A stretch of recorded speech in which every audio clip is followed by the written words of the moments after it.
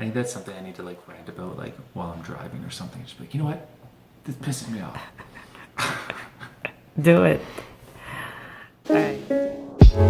I fall in love. All right. Casey, what is a R-2000 home? Well, essentially, it's another building standard to reach to attain the build to. I'll speak from Ontario. That's where R-2000 is Ontario. I should know this actually. That's across Canada. Hold on.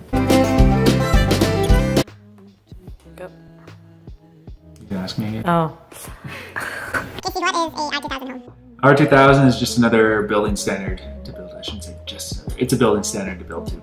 Just like Energy Star or LEED certification, LEED has different levels to hit, or Passive House, Net Zero Ready. These are all standards to achieve. In terms of where they fall in terms of energy performance, at least here in Ontario, you have minimum building code, right? So that's kind of like the baseline. And in theory, building code is the worst possible home you're allowed to build by law, essentially what it is. Energy Star, and that changes here every 4 to 5 years or so. It's going to be changing again, or just change, sorry. The Energy Star standard would be about 20% better than that in theory. It all depends on how it's actually built and if they actually measure it or do a performance path, that sort of thing. R-2000 would be about 50% better.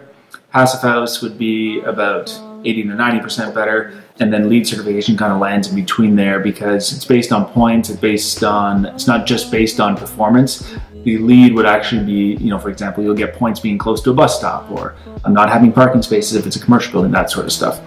So it's really, they're all different building standards to hit. We always recommend going for some sort of standard, whether or not you actually get the certification, Energy Star, R-2000, those types of things. It's really up to you. Fortunately, there's not a whole lot of value in a lot of those certifications right now, at least in our marketplace here in Ottawa, but that's going to be changing soon.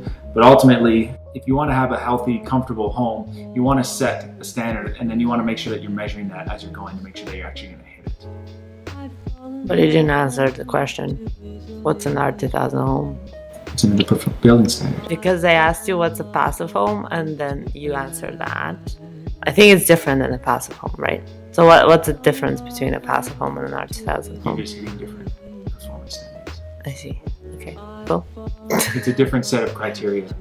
Okay, cool. And it's a different, like Passive House is one of the most rigorous building standards. Whereas R-2000 still has standards, so we don't do the modeling on that. We would hire an energy advisor to tell us what we need to hit.